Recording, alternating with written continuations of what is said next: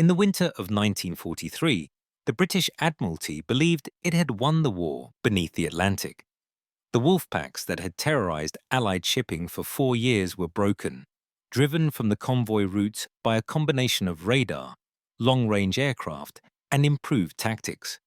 U-boat losses had reached catastrophic levels. 43 submarines sunk in May alone, and Admiral Dönitz had withdrawn his forces from the North Atlantic in what amounted to an admission of defeat. The instrument of this victory was a technology that the British had been perfecting since the 1920s, Asdic, the underwater detection system that allowed escort vessels to find and track submerged submarines with unprecedented accuracy. For a few months, it seemed that the submarine threat had been permanently defeated. Then Germany deployed a device so simple it seemed almost primitive, and the invisible war beneath the waves entered a new and dangerous phase. The technology that the British called Asdic, the Americans would name it Sonar, worked by emitting pulses of sound into the water and listening for echoes that bounce back from submerged objects. The principle was straightforward. Borrowed from the natural world, where bats and dolphins used similar techniques to navigate and hunt. A submarine lurking beneath the surface would reflect these sound pulses, revealing its presence to operators trained to interpret the distinctive ping of a returning echo. By measuring the time, delay, and direction of the echo, escorts could determine the submarine's bearing and approximate distance. Multiple bearings from different positions could fix its location precisely enough to drop depth charges with lethal accuracy. The development of Asdic had begun during the First World War, when German U-boats first demonstrated the submarine's potential as a weapon of mass destruction. The initial systems were crude, limited in range, and difficult to operate. Between the wars, British scientists and engineers refined the technology steadily, improving its sensitivity, reliability, and ease of use. By 1939, Royal Navy escort vessels were equipped with Asdic sets that could detect a submarine at ranges up to 1,500 yards under favorable conditions. It was not a perfect system. Water conditions, operator skill, and the submarine's own evasive maneuvers all affected performance, but it was far better than anything that had existed in 1918. The early years of the Second World War tested Asdic's limitations as severely as its capabilities. The system worked only against submerged targets, providing no warning when U-boats attacked on the surface at night. It lost contact at close range, precisely when depth charges needed to be dropped. It was affected by thermal layers in the water that could bend sound waves and create blind zones. Skilled U-boat commanders learned to exploit these weaknesses, diving through thermal layers to escape detection, timing their dives to break contact just before depth charges arrived. The technology was essential, but not sufficient. Victory in the Atlantic required combining Asdic with other systems, radar, air coverage, intelligence, that addressed its shortcomings. The crisis of May 1943 represented the culmination of this combined approach. Centimetric radar allowed aircraft and surface vessels to detect surfaced U-boats at ranges that gave them no time to escape. Very long-range aircraft closed the mid-Atlantic gap, where submarines had previously operated with impunity. Ultra-intelligence directed escorts to convoy routes where U-boats were concentrating. And Asdic provided the final element, allowing escorts to track and destroy submarines once they submerged. The system was not flawless, but it was effective enough to inflict losses that Germany could not sustain. Dönitz understood the nature of his defeat better than most. The U-boat force had not been outfought in the traditional sense. It had been rendered tactically obsolete by technologies it could not counter. The submarines of 1943 were essentially the same designs that had begun the war in 1939, optimized for surface operations with the ability to submerge when threatened.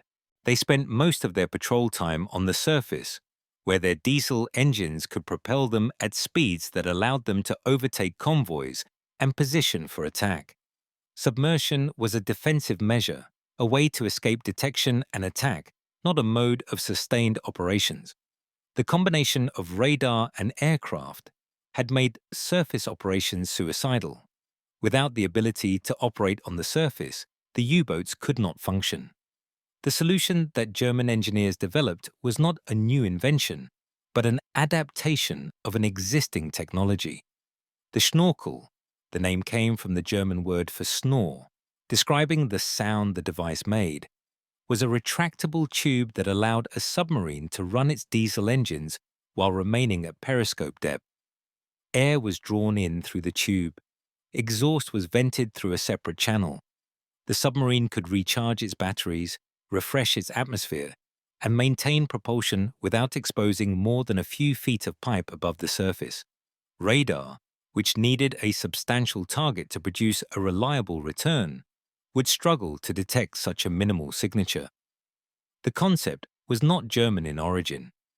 Dutch submarines had experimented with similar devices before the war, and the German Navy had captured several Dutch boats equipped with schnorkels when the Netherlands fell in 1940.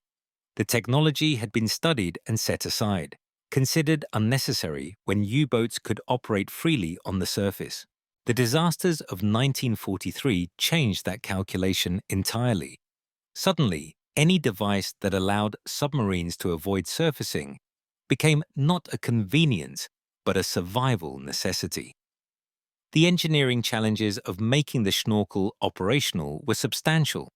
The tube had to be strong enough to withstand the pressure of waves breaking over it, yet light enough to be raised and lowered quickly. It needed valves that would close automatically if the head dipped below the surface,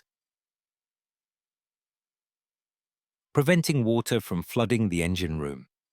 The exhaust system had to prevent back pressure that could damage the diesels, while also concealing the visible signature of engine smoke. The entire apparatus had to be integrated with submarines that had not been designed to accommodate it, requiring modifications to boats that were already in service and changes to production lines for boats under construction.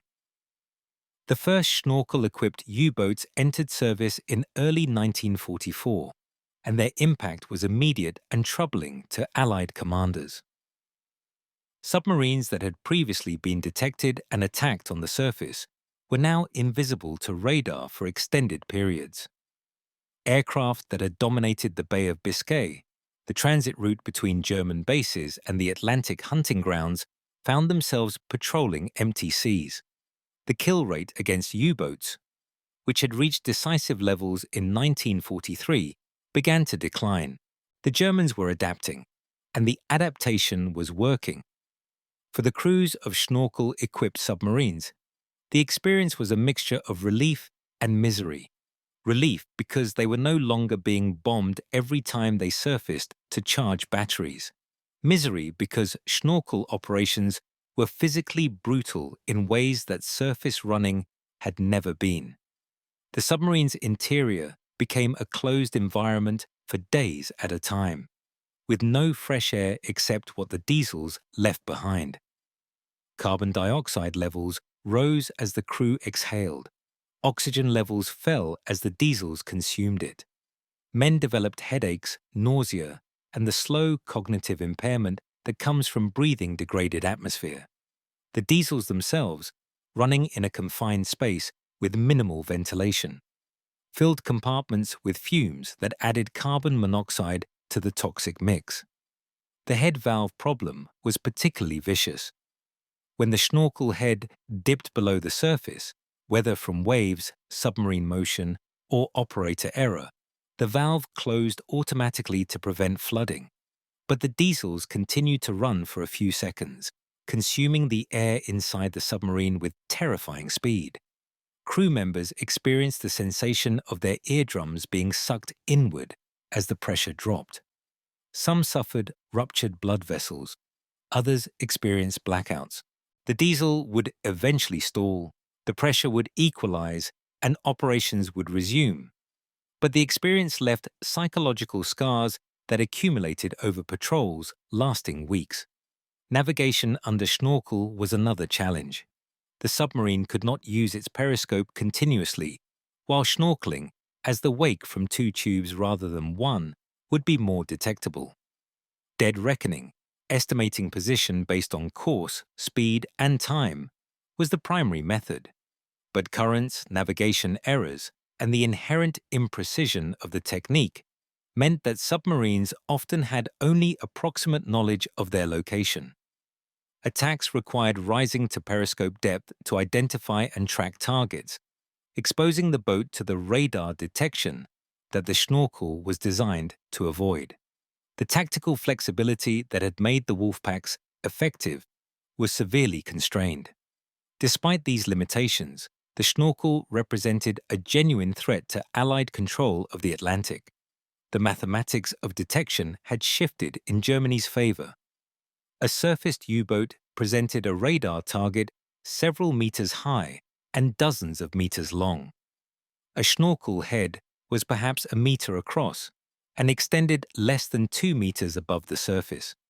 The radar cross-section was reduced by orders of magnitude, and detection ranges dropped correspondingly. Aircraft that had been able to spot surface submarines from miles away now had to be almost directly overhead to detect a snorkeling boat.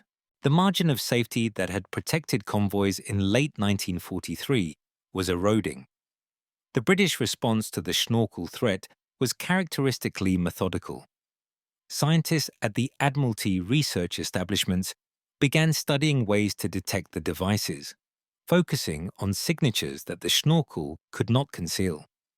The exhaust plume from the diesels, while less visible than a surface submarine's smoke, still contained particulates that might be detectable by specialized equipment.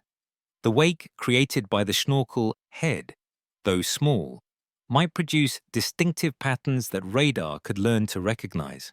Most promising was the thermal signature of the exhaust, warm gases rising from a cold sea that might be visible to infrared sensors mounted on aircraft. Asdic remained the primary weapon against submerged submarines, but the Schnorkel changed the context in which it operated. Previously, escorts could force a submarine to exhaust its batteries by keeping it submerged. Eventually, the U-boat would have to surface or suffocate, presenting a target for radar and gunfire. The Schnorkel broke this logic.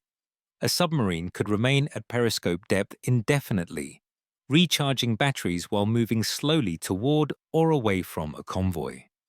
The escorts could detect it with Asdic, but they could not force it to surface. The only option was to attack it underwater, a proposition that remained difficult and uncertain. The technological cat-and-mouse game that developed in 1944 was more subtle than the earlier phases of the Battle of the Atlantic. Both sides were working with systems that had significant limitations. The Schnorkel allowed submarines to avoid detection but constrained their operational effectiveness. Allied sensors could still detect snorkeling boats under some conditions, but could not guarantee detection under all conditions. The battle became one of probabilities and margins. A submarine that reduced its detection profile by 90% was not invisible, but it was much harder to find, and harder to find meant more likely to survive, more likely to complete its patrol, more likely to attack a convoy. The introduction of the Schnorkel coincided with other German innovations that threatened to restore the U-boat's offensive capability. The acoustic homing torpedo, designated T5 Zaunkönig by the Germans and known to the Allies as Granate, could detect and track the propeller noise of escort vessels. Fired from a snorkeling submarine that had approached undetected, these weapons could destroy the very ships tasked with protecting convoys. The threat was serious enough that the Allies developed countermeasures, towed noisemakers called foxes that attracted the acoustic torpedoes away from the escorts. But the countermeasures were imperfect, and the threat remained. More worrying still were the new submarine designs that German shipyards were beginning to produce. The Type 21 was a revolutionary boat. designed from the outset for underwater operations rather than adapted from surface-optimized predecessors. Its streamlined hull reduced underwater drag dramatically. Its battery capacity was 3 times that of earlier types. Its electric motors could propel it at underwater speeds that matched or exceeded what earlier submarines could achieve on the surface. With a Schnorkel fitted, the Type 21 could transit to patrol areas submerged, operate submerged, attack submerged, and return submerged, never exposing itself to the detection systems that had defeated the earlier U-boat campaigns. The Type 21 was not available in significant numbers until the final months of the war, but Allied intelligence was aware of its development and deeply concerned about its implications. If Germany could produce these boats in quantity and train crews to operate them effectively, the Battle of the Atlantic might have to be fought all over again. The assumptions that had guided Allied strategy since 1943, that submarines could be detected, tracked, and destroyed with acceptable efficiency, would no longer apply. The Type 21 represented a genuine quantum leap in submarine capability, a boat that was as superior to the Type 7 as the Type 7 had been to First World War submarines. The Schnorkel was the enabling technology that made the Type 21 concept viable. Without the ability to run diesels while submerged, even the most advanced submarine would eventually have to surface, exposing itself to the radar and aircraft that had proven so deadly. With the Schnorkel, the Type 21 could operate as a true submarine, a vessel that belonged under the water rather than one that merely visited the depths when circumstances required.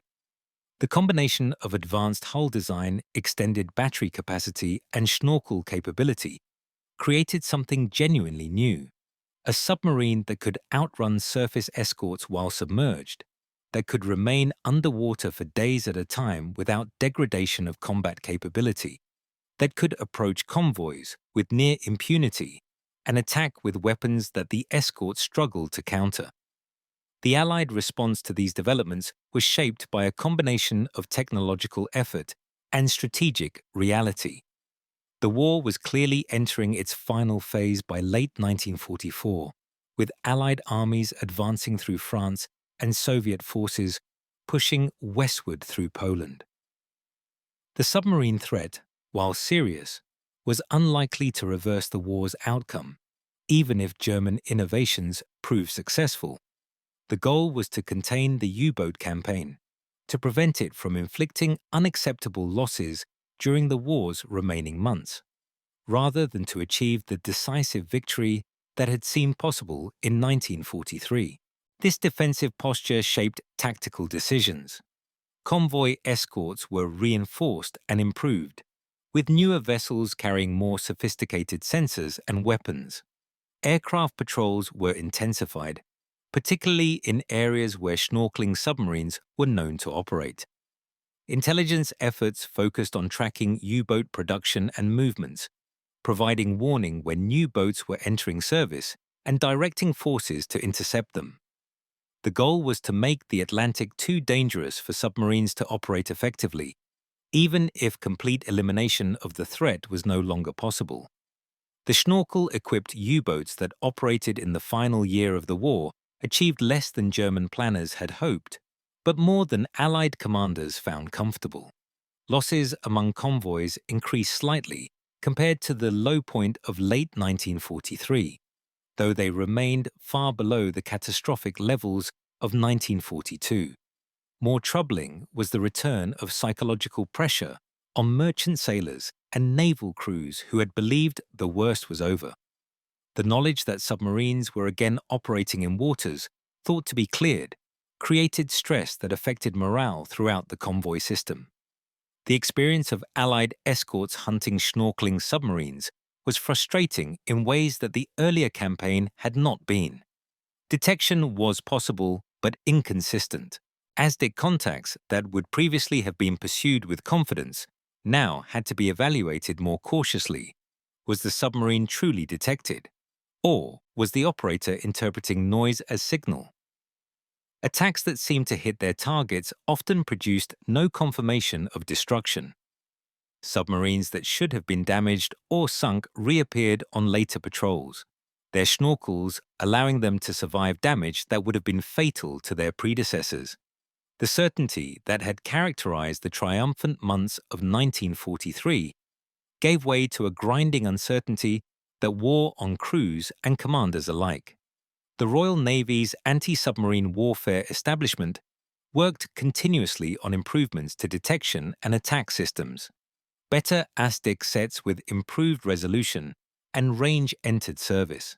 Ahead-throwing weapons like Squid allowed escorts to attack submarines without losing Asdic contact during the approach. Improved depth charges with more reliable fusing and greater explosive power increased the probability that a detected submarine would be destroyed. Each improvement offered marginal gains, but the Schnorkel's basic advantage, a minimal target that was simply hard to find, remained unaddressed. The war ended before the full implications of the Schnorkel and the Type 21 could be realized. Germany surrendered in May 1945 with most of its advanced submarines either incomplete, sunk during construction by Allied bombing, or only recently operational without trained crews to man them. The few Type 21s that did conduct war patrols demonstrated remarkable capabilities. One boat covered 1,000 miles in a single submerged transit, but there were too few of them, deployed too late, to affect the war's outcome. The potential that Allied planners had feared remained potential only, unrealized in the conflict that produced it. The legacy of the Schnorkel and the technologies it enabled would be realized in the post-war period. The American, British, and Soviet navies all captured German submarines and studied their designs intensively. The Type 21 became the template for a new generation of submarine development. Its principles of streamlined hulls and extended underwater capability adopted by all major navies. The Schnorkel became standard equipment, refined and improved until modern submarines could operate for weeks without surfacing. The revolution that Germany had begun in desperation was completed by its conquerors in the decades that followed. For Asdic and its descendants, the Schnorkel represented a challenge that would never fully be resolved. The fundamental problem, that a small target is harder to detect than a large one, could be ameliorated, but not eliminated. Subsequent generations of sonar would offer improved sensitivity and resolution, but submarines would continue to evolve in ways that minimize their acoustic signatures. The invisible arms race that began in the Atlantic in 1944 continues to this day, with each improvement in detection technology matched by improvements in submarine stealth. The Schnorkel was the first move in a game that has never ended. The men who fought this phase of the battle, on both sides, experienced war at its most abstract and impersonal. There were no dramatic surface engagements, no visible enemies, no moments of human contact between opposing forces. The battle was fought through instruments and calculations, through the interpretation of data and the probability of detection. Submarine crews strained to hear the ping of Asdic through their hulls, adjusting course and depth to evade, never seeing the ships that hunted them. Escort crews studied screens and listened to headphones, prosecuting attacks against enemies they would never observe directly. The technology mediated everything, transforming combat into something closer to a lethal game of hide-and-seek played in 3 dimensions in absolute darkness. The invisible war beneath the waves was decided ultimately by factors that transcended technology. Germany lacked the industrial capacity to produce Type 21s in numbers that could have changed the strategic balance. The Allied bombing campaign that devastated German factories and transportation networks constrained submarine production as severely as any technological countermeasure. The oil that U-boats needed for their diesels was itself a casualty of the blockade that American submarines were conducting in the Pacific. Germany was strangling for the same resources it had tried to deny Britain, its advanced technologies rendered irrelevant by the collapse of the industrial base needed to deploy them. Yet the technological developments of 1944 and 45 pointed toward a future in which submarines would be even more dangerous, even harder to detect, even more central to naval strategy. The Schnorkel had bought time for the U-boat force, had demonstrated that submarines could adapt to detection technologies that seemed to have rendered them obsolete. The Type 21 had shown what a submarine designed for underwater operations could achieve. Together, they established principles that would guide submarine development for the next half-century, principles that would make the nuclear-powered submarines of the Cold War possible, and would keep the invisible arms race going through generations of increasingly sophisticated technology. The battle between Asdic and Schnorkel was never conclusively resolved. Like most technological competitions, it ended in a draw that simply set the stage for the next round of innovation. The British could detect snorkeling submarines often enough to constrain their operations, but not reliably enough to eliminate the threat. The Germans could evade detection often enough to survive, but not consistently enough to restore the offensive capability they had possessed in 1942. Both sides were fighting the last battles of a war that was already decided on land, their efforts affecting the margin of victory, but not its fundamental direction. What remains is the memory of an arms race conducted in secrecy and darkness, where victory was measured in probabilities rather than territory, where the weapons were instruments and the casualties were statistics. The men who served on both sides understood that they were fighting a kind of war that previous generations could not have imagined, a war of technology and technique that demanded skills their fathers had never needed. They adapted, improvised, and survived, or didn't, in a contest where the rules changed constantly, and the only certainty was that the enemy was always working on something new. The Schnorkel versus Asdic was one chapter in that contest. The contest itself continues.